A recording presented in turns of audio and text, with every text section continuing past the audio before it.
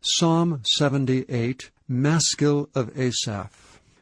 Give ear, O my people, to my law. Incline your ears to the words of my mouth. I will open my mouth in a parable. I will utter dark sayings of old, which we have heard and known, and our fathers have told us.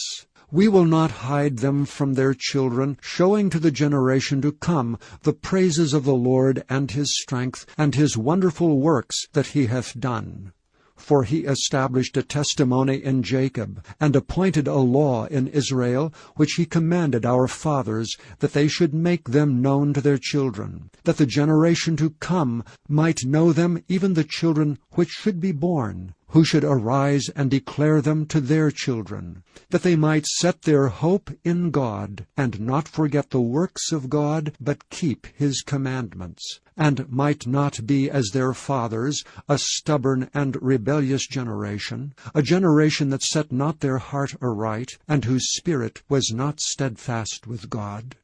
The children of Ephraim, being armed and carrying bows, turned back in the day of battle. They kept not the covenant of God, and refused to walk in his law, and forgat his works, and his wonders that he had showed them. Marvelous things did he in the sight of their fathers, in the land of Egypt, in the field of Zoan. He divided the sea, and caused them to pass through, and he made the waters to stand as an heap. In the daytime also he led them with a cloud, and all the night with a light of fire. He clave the rocks in the wilderness, and gave them drink as out of the great depths. He brought streams also out of the rock, and caused waters to run down like rivers. And they sinned yet more against him by provoking the Most High in the wilderness. And they tempted God in their heart by asking meat for their lust. Yea, they spake against God. They said, Can God furnish a table in the wilderness? Behold, he smote the rock, that the rivers gushed out, and the streams overflowed. Can he give bread also? Can he provide flesh for his people? Therefore the Lord heard this and was wroth, so a fire was kindled against Jacob, and anger also came up against Israel, because they believed not in God, and trusted not in his salvation, though he had commanded the clouds from above, and opened the doors of heaven, and had rained down manna upon them to eat, and had given them of the corn of heaven. Man did eat angels' food. He sent them meat to the full. He caused an east wind to blow in the heaven, and by his power he brought in the south wind. He rained flesh also upon them as dust, and feathered fowls like as the sand of the sea, and he let it fall in the midst of their camp round about their habitations.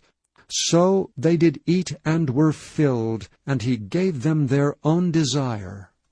They were not estranged from their lust, but while their meat was yet in their mouths, the wrath of God came upon them, and slew the fattest of them, and smote down the chosen men of Israel. For all this they sinned still, and believed not for his wondrous works. Therefore their days did he consume in vanity, and their years in trouble. When he slew them, then they sought him, and they returned and inquired early after God. And they remembered that God was their rock, and the high God their Redeemer. Nevertheless they did flatter him with their mouth, and they lied unto him with their tongues, for their heart was not right with him, neither were they steadfast in his covenant. But he, being full of compassion, forgave their iniquity, and destroyed them not. Yea, many a time turned he his anger away, and did not stir up all his wrath. For he remembered that they were but flesh, a wind that passeth away, and cometh not again. How oft did they provoke him in the wilderness, and grieve him in the desert? Yet they turned back and tempted God, and limited the Holy One of Israel. They remembered not his hand, nor the day when he delivered them from the enemy, how he had wrought his signs in Egypt, and his wonders in the field of Zoan, and had turned their rivers into blood, and their floods that they could not drink. He sent divers sorts of flies among them, which devoured them, and frogs which destroyed them. He gave also their increase unto the caterpillar, and their labor unto the locust. He destroyed their vines with hail, and their sycamore trees with frost. He gave up their cattle also to the hail, and their flocks to hot thunderbolts. He cast upon them the fierceness of his anger, wrath and indignation and trouble, by sending evil angels among them. He made a way to his anger. He spared not their soul from death, but gave their life over to the pestilence, and smote all the firstborn in Egypt, the chief of their strength in the tabernacles of Ham, but made his own people to go forth like sheep, and guided them in the wilderness like a flock. And he led them on safely, so that they feared not, but the sea overwhelmed their enemies. And he brought them to the border of his sanctuary, even to this mountain which his right hand had purchased. He cast out the heathen also before them, and divided them an inheritance by line, and made the tribes of Israel to dwell in their tents.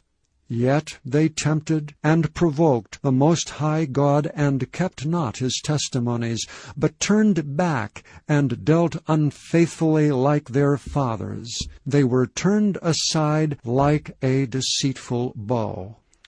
For they provoked him to anger with their high places, and moved him to jealousy with their graven images. When God heard this, he was wroth, and greatly abhorred Israel, so that he forsook the tabernacle of Shiloh, the tent which he placed among men, and delivered his strength into captivity, and his glory into the enemy's hand. He gave his people over also unto the sword, and was wroth with his inheritance. The fire consumed their young men, and their maidens were not given to marriage. Their priests fell by the sword, and their widows made no lamentation. Then the Lord awakened as one out of sleep, and like a mighty man that shouteth by reason of wine. And he smote his enemies in the hinder parts. He put them to a perpetual reproach. Moreover, he refused the tabernacle of Joseph, and chose not the tribe of Ephraim, but chose the tribe of Judah, the Mount Zion which he loved. And he built his sanctuary like high palaces, like the earth which he hath established forever. He chose David also his servant, and took him from the sheepfolds. From following the ewes great with young, he brought him to feed Jacob his people, and Israel his inheritance. So he fed them according to the integrity of his heart, and guided them by the skillfulness of his hands.